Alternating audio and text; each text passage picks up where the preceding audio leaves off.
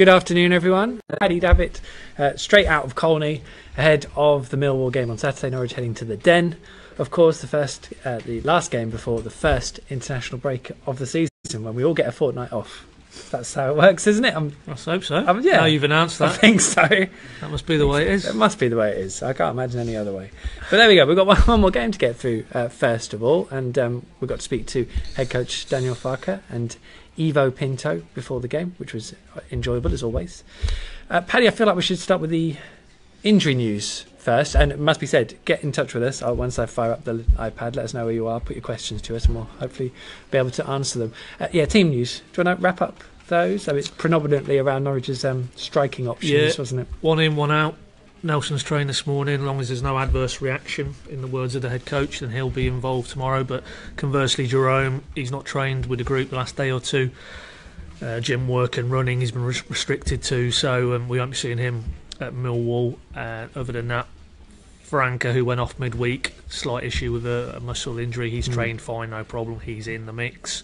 Marley Watkins is still struggling with a foot problem. He's been called up to the Welsh squad at lunchtime, but he will be fit enough to be involved tomorrow, but no closer. They're not going to take any risks with him. It sounds like literally this morning was the first full contact session with the rest of the guys, and as Farke said, why risk even 15 minutes when he's been out 6 weeks? So other side of the international break, and other than that, I think just the longer term lads, really. No other fresh injuries.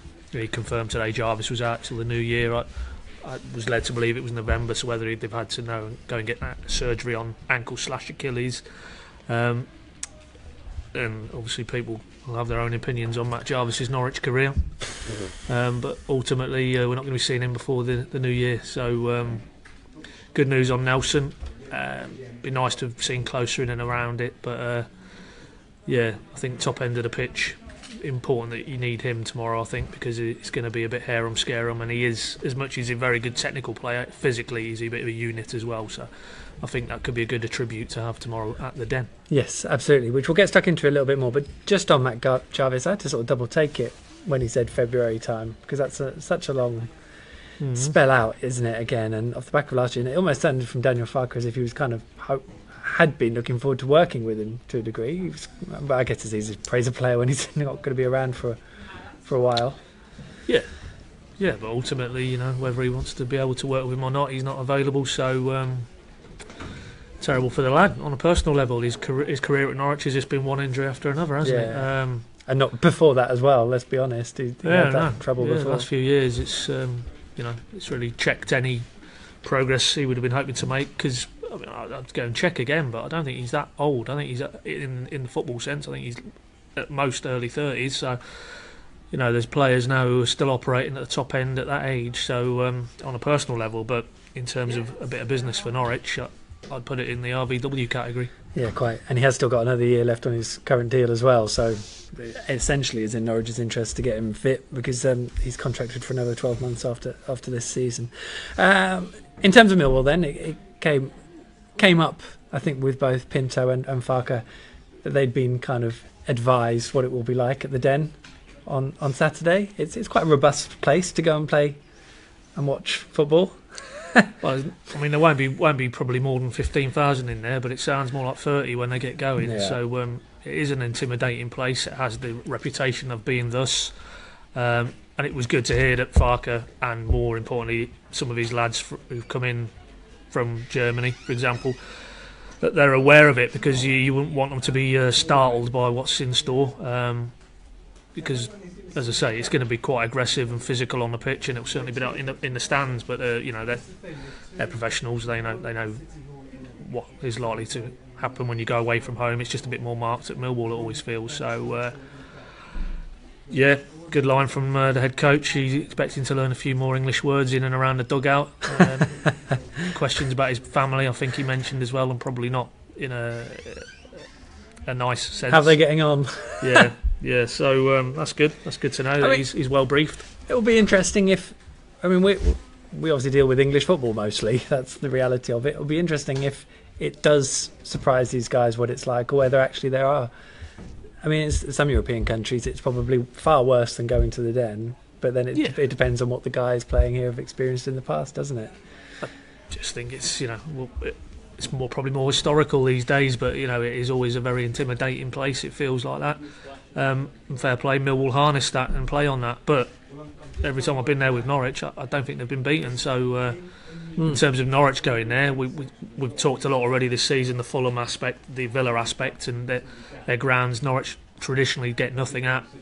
Well, you wouldn't put the New Den in that category. So and looking at it purely in terms of the league table, they're second from bottom. They haven't won a game yet. I know that Villa were in the same scenario, but I think it's safe to say that Villa have better players than Millwall. So in terms of a footballing assignment tomorrow, what is there for Norwich to go there and be inferior about? Nothing really at all. Norwich should be going to Millwall and getting a positive result. End of. Is there a bit of you that's a little bit worried that the way Millwall play, getting in your faces and aggressive, is something that Norwich aren't quite ready for in how the first few games have gone? Or is that just me? No, that's a fair comment, because they're not ready for it. They wasn't ready against Sunderland. They got beaten up there. They got beaten up in stages at QPR, albeit they did find a way to sort of repel that physicality.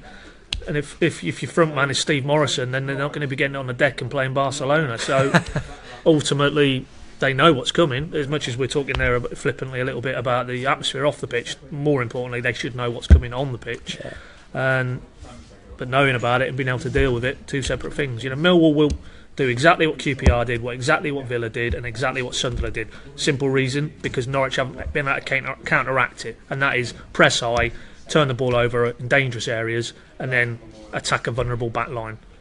So why would Millwall, having done this, their analysis, do anything different? Because Norwich routinely have not been able to master that, and until they do, they will face this on a regular basis. So I'm looking for a line in the sand in that regard, and I had a good debate with him today about that aspect, that when they get the ball turned over they look so vulnerable, and is that now playing a Tete alongside a Harrison Reed with two screeners in front of the back four, or is it just in terms of the same formations and just the mindset? And he was very good, came back at me with a very detailed answer, which basically centred on when they don't have the ball, he wants to see the intensity collectively far higher, rather than, we'll get the ball back at some stage, go and win it, go and hunt it, and then, because obviously that's quite a physical toll when you're going around the pitch chasing the ball down, is that when you have it, then that's when you take your breather in possession, because then you're making that old cliche, the ball do the work and the opposition run around. So theory, very, very common sense approach,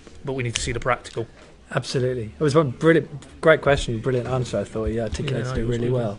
Let's go through some of your questions, shall we? Thomas Barker asks, hello there Thomas, has Husband disappointed so far? This has come up quite a bit. It came up on the PinkUn show in midweek. James Husband was effectively rested, I guess. And once again we had Daniel Farke talking about how he was quite impressed with Marco Stiepermann in midweek, and it seems those two are possibly vying for left back, or though I'm not entirely sure it's Marco's best position. No. It's an interesting one with James Husband, isn't it? Well, I mean, you'd have to say there are reasons why. Maybe he's playing a bit of catch-up in terms of he didn't play at all, really, in the last 12 months. But ultimately, pragmatically, that position hasn't been nailed down. Now, it's not simply James Husband and the left-back. I could go through the whole side, and I don't think other than the keeper, and maybe the top end of the pitch, you'd say with Oliveira, maybe Reed in that sort of playmaker role. I don't think anybody else has made an absolutely cast-iron convincing argument to say, I am now the first choice in this position. Basically, it's for anybody else to come and take the shirt off. So, yes, does that apply to James Husband? Quite 100% agree. Yeah, it does. Yeah, but equally, there's plenty of other areas in that pitch where it's about time we started seeing some markers getting laid down, I think. Yeah, it'd be nice, wouldn't it? Di Sturdy's been in touch. Hello there, Di. Good luck Norwich tomorrow from all us in Coventry.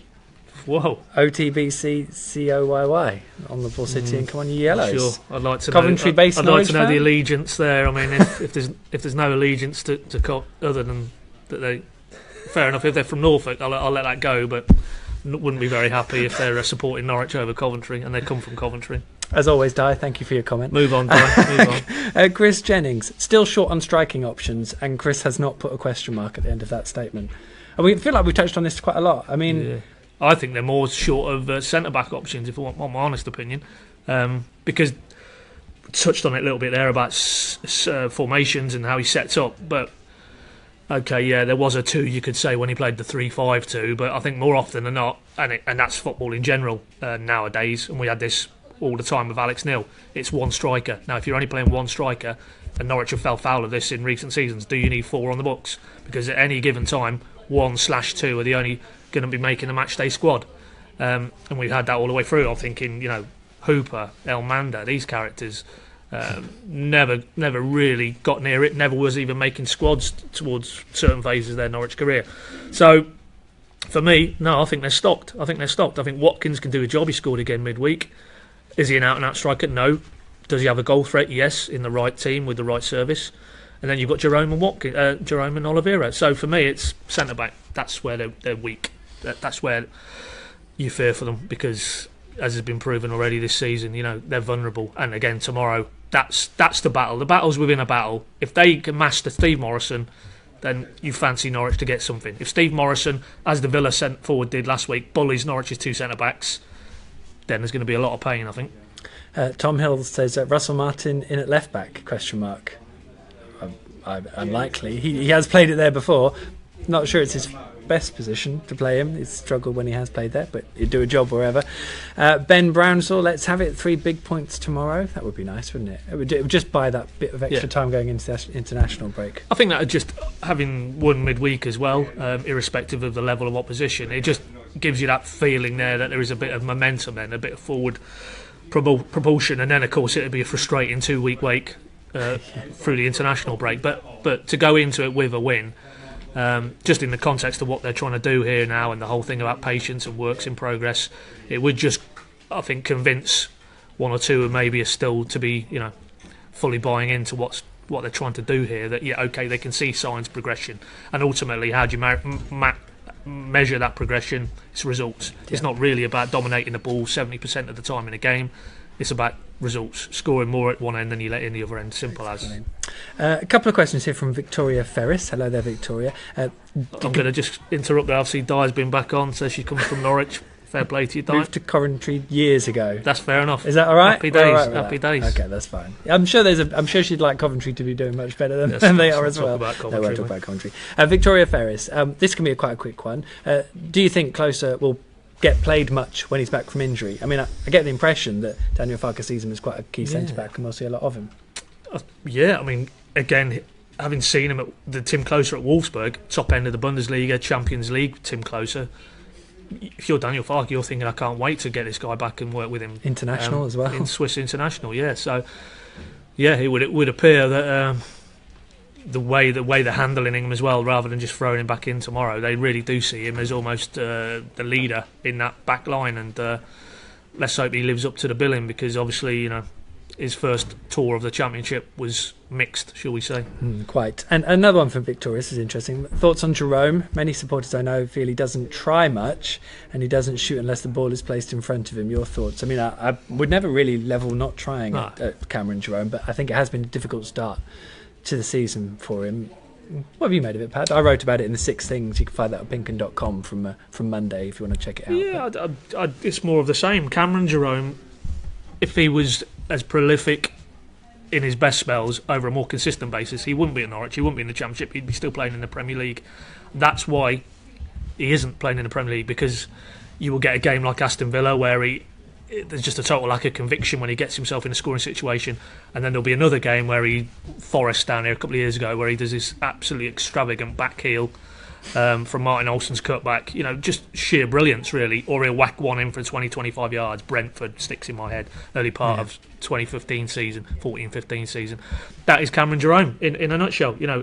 He doesn't have that seam of consistency in terms of his goal scoring output to play at the highest level in this stage of his career. So you basically know that, his record tells you that, so you then basically have to say, okay, well, that is Cameron Jerome. He isn't going to score consistently. He's not going to do like an Oliveira and maybe go 10 games and score 10 goals. He might score every second or third game. But I would disagree. I think in terms of his work rate, I don't think that's ever a question mark against him. He always, plays for the team. He will always occupy defenders and battle manfully. And he's spoken to us in the past about how it's a thankless task playing up there on your own. But no, I wouldn't question his work rate or his desire. It is just simply, in terms of a predator, you put him alongside Oliveira, it's Oliveira all day long. This is it. Let's rattle through a couple of very quick ones because we're running short on time. Stuart Warburton, Tetty to start on Saturday. Alex Tetty was excellent on Tuesday night, and you asked him the question in a roundabout way whether he'd go for those two shielding. Wouldn't completely rule it out from the sense of his answer, but I think Reid would come back in tomorrow, so that would effectively require a change of formation. Thomas Barker, Tetty should play all away games and Madders in for the home ones. Pretty decent chat, that. What was the other one I wanted to look at? James Balls.